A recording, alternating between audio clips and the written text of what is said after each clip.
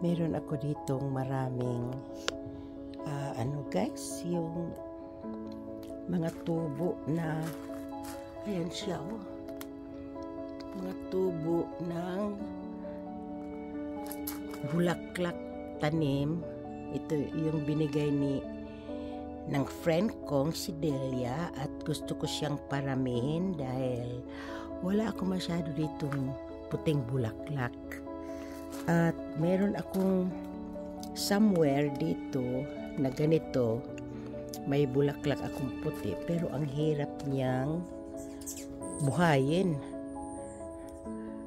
At meron na rin ako doon, ito guys, yan, dumadami na siya. At meron din ako dyan, at yun doon banda sa Virgin Mary or si Fatima, ayan siya, namulaklak na siya.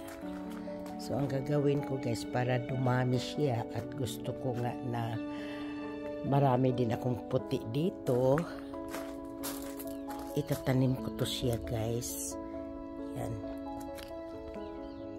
magpapadami ako nito guys, kaya come on.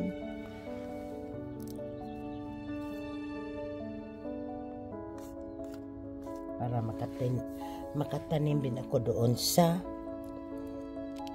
labas.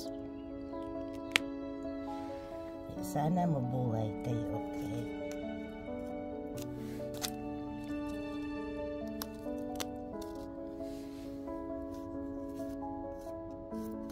Ito dito malaki na siya. Doon guys, so malaki na siya.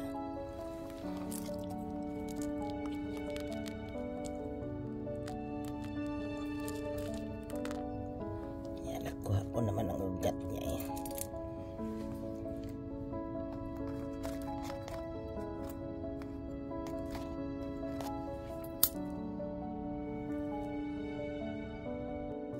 May mas malaki pala ako dito.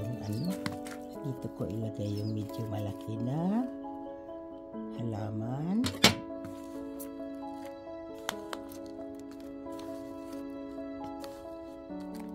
Yan guys.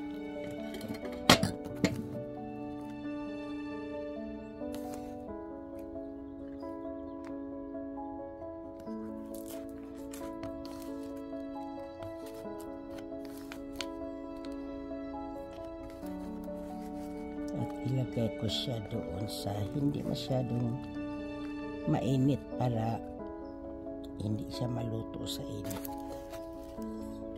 Okay, guys.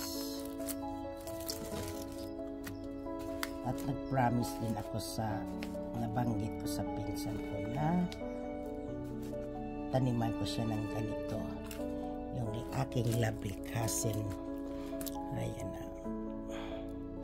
Ang cute lang kasi niya guys, diba? So, iyan yung ito.